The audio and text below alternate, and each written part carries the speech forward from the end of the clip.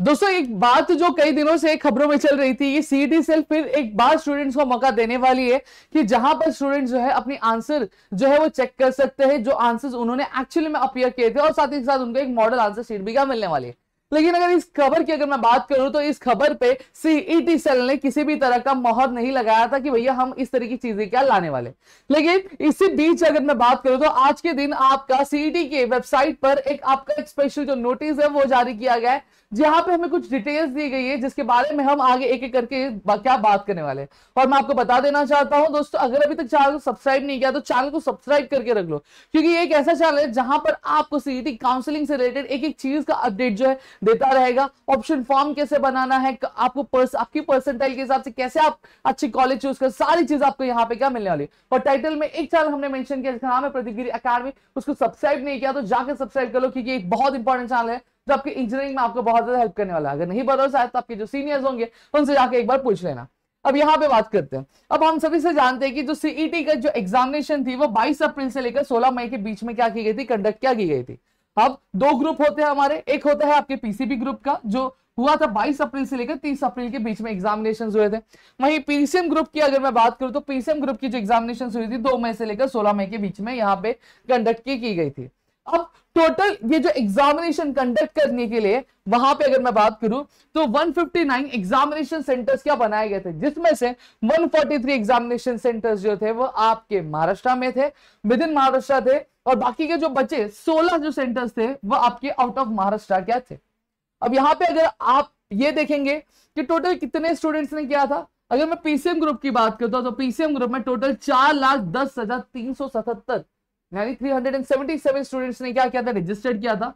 उनमें से अगर मैं बात करूं तो 3,79,800 स्टूडेंट्स ने क्या किया, अपीयर किया। यानी लगभग अगर मैं बात करूं तो आपका जो अपीयरेंस था वो 92.55% स्टूडेंट्स ने क्या किया था, अपीयर किया था।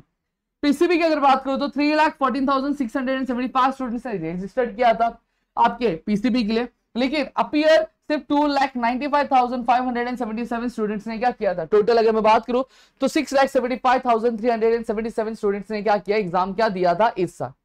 अब इस एग्जामिनेशन में अगर मैं बात करूं तो टोटल 37 कैंडिडेट्स थे आपके पीसीएम और पीसीबी ग्रुप से जिन्होंने 100 परसेंटाइल का स्कोर किया था। ध्यान से सुन लो, क्या पीसीएम और पीसीबी ग्रुप को मिला के टोटल 37 स्टूडेंट्स थे जिन्होंने 100 परसेंटाइल का स्कोर किया था।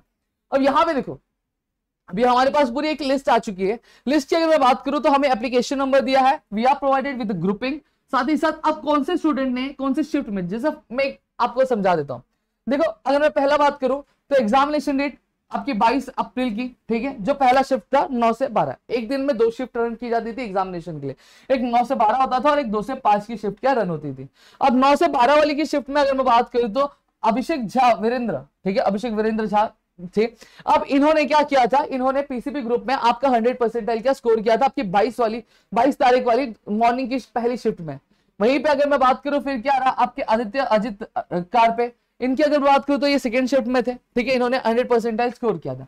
अब ऐसे करके आपको सारी जो लिस्ट है वो देखने मिल जा रही है कि पर्टिकुलर कौन से ग्रुप के कौन से तारीख में कौन से शिफ्ट के स्टूडेंट ने क्या परसेंटाइल का स्कोर किया था। अब ऐसी सेम चीज अगर मैं बात करूं तो पीसीएम का भी हमें यहां पे देखने मिल जा रहा है। एक शिफ्ट तो हमें ऐसे भी देखने मिलेंगे जहां पे अगर मैं बात करूं तो आप यहां पे देख सकते हो कि देखो शाम की शिफ्ट थी 2 से 5 वाली, यहाँ पे 15 तारीख 15 तारीख 15 तारीख, और यहाँ पे 3 स्टूडेंट्स ऐसे थे जिन्होंने 100 परसेंटाइल का स्कोर किया था एक ही शिफ्ट में एक ही दिन में। समझ में आ गया ये चीज है। तो इस तरह के डाटा हमें क्या सीईटी सेल द्वारा क्या दिया गया है। अभी डाटा तो सीईटी सेल ने दिया है, लेकिन अगर सीईटी सेल अगर हमें एक चीज और यहाँ पे थोड़ा सा प्रोवाइड कर देती तो शायद डाटा और भी ज्यादा अच्छा होता कि इन स्टूडेंट्स को ये जो 100 परसेंटाइल इन्होंने स्कोर किया है तो कितने मार्क्स पे स्कोर किया, अगर शायद हमें ये भी पता चल जाता तो हमारे लिए और भी चीजें क्या हो जाती, बहुत ज्यादा क्या अच्छी हो जाती। तो यही एक नोटिस आया गया था आपके सीईटी सेल द्वारा, आप रेफर कर सकते हैं, आप चेकआउट क्या कर सकते हैं दोस्तों।